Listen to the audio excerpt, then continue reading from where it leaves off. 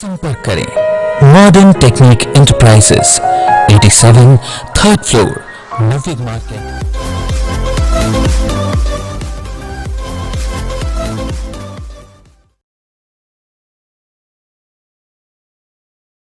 नमस्कार, मैं हूं संजय शर्मा। आप देख रहे हैं एबीपी न्यूज़। आज बात करते हैं हम जो नगर के उद्योगपति हैं और समाज सेवी हैं और बीजेपी से जो है दावेदार हैं टिकट के शहर सीट से। बात करते हैं संजीव गुप्ता जी से।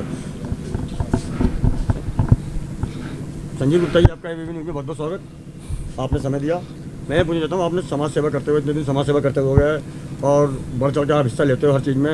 आपने जो टिकट भरा है, किन किन नीतियों को लेकर आप जनता के बीच में जाएंगे? नमस्कार संजय शर्मा जी, जैसे आपने मेरा बता दिया, मैं संजीव कुमार गुप्ता, महानगर कोषाध्यक्ष भाजपा जी की और हमारे मोदी जी की जो जो नीति हैं उन सबको लेके जनता के बीच में जाएंगे। और प्रदेश सरकार बहुत बढ़िया काम कर रही है, डबल इंजन की सरकार है। मैं करीब पिछले 25 साल से भाजपा और संघ से जुड़ा हुआ हूँ। अलग अलग पदों पर रहते हुए कर्म करता रहा हूँ। लगातार दूसरी बार भाजपा का महानगर कोषाध्यक्ष भी हूँ। और हम लोग एक गिलहरी वाली सेवा किसी न किसी माध्यम से, मैं वैश्य समाज, उद्योग मंच, लॉयंस क्लब, गौशाला, बाकी तमाम बहुत सारी संस्थाओं से जुड़ा हुआ हूँ। माँ वैष्णो धाम का भी संस्थापक चेयरमैन हूँ।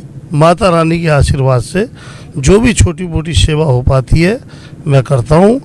बाकी तो हमारे जो भी विधायक या एमपी रहे, सबने अच्छा काम करा है। ऐसा नहीं है मैं किसी के लिए बोलूँ कि उन्होंने अच्छा काम नहीं करा और मैं उनसे अच्छा काम करके दिखाऊंगा। जी, मेरा एक सवाल आपसे है कि और भी वैसे समाज के कैंडिडेट खड़े हो रहे हैं, तो आप कैसे साइन लगाएंगे उसमें और पार्टियों में? मैं तो पार्टी का छोटा सा कार्यकर्ता हूँ। मैंने अपना आवेदन दिया है। मैं सेंध लगाने का कोई काम नहीं करूँगा।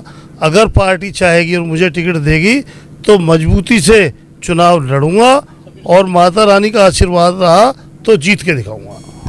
हमारे साथ हैं अग्रवाल समाज के अध्यक्ष और प्रमुख समाज सेवी बीके अग्रवाल जी। आज बात करते हैं उनसे इनके टिकट को लेकर।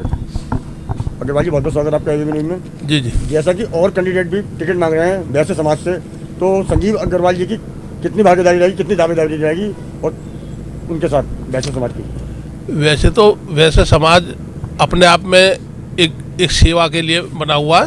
वैसे समाज का कोई भी व्यक्ति है वो निस्वार्थ रूप से सेवा करता है।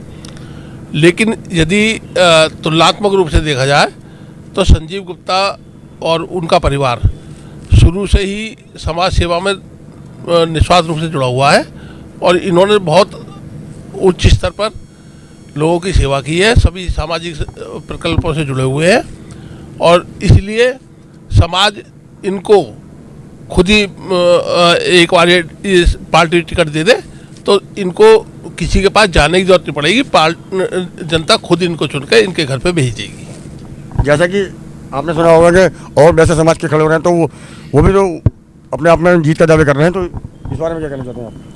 वो तो जब देखा जाएगा, जब कौन कौन उतर के आता। दावे तो बहुत लोग करते हैं, अभी तो देखते हैं कौन कौन है। हो सकता है कि संजीव गुप्ता जी के प्रसिद्धि को देख के कुछ लोग ना लड़े, उनको पता लग जाएगा भाई ये, क्योंकि अभी तक जो शहर का माहौल दूसरा था।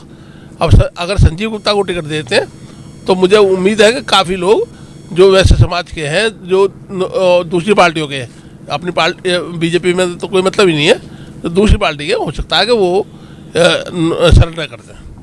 संजीव के जीतने के बाद जनता के बीच में नहीं जाते विधायक लोग और जनता को शिकायत रहती है, तो आपका कितना योगदान रहेगा? आप बिल्कुल ठीक कह रहे हैं। ऐसा होता है कि बाहरी प्रत्याशी को लाके उतार दिया जाता है और फिर बहुत समस्या रहती है। लोकल प्रत्याशी होना चाहिए जो जनता के बीच में रहे। मैं तो खुद कार्यकर्ता हूँ, तो मैं तो कार्यकर्ता का दर्द समझता हूँ और मैं तो जनता का हूँ और जनता का रहूँगा। मैं एक छोटा सा एक महानगर कोषाध्यक्ष हूँ, पार्टी का संगठन का कार्यकर्ता हूँ। इसी तरीके से अब से भी और ज़्यादा बढ़ के मैं हमेशा मरते दम तक बिना किसी पद के भी सेवा करता था, करता रहूँगा। क्या वैसे सेवा करेंगे या सभी समाज की सेवा करेंगे, गरीब तबके की, अमीर तबके की? सभी समाज की सेवा करूँगा। वैश्य समाज कभी किसी से कुछ मांगता नहीं है।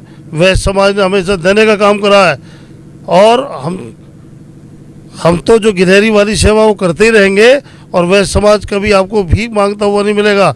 वैश्य समाज हमेशा सेवा करता है।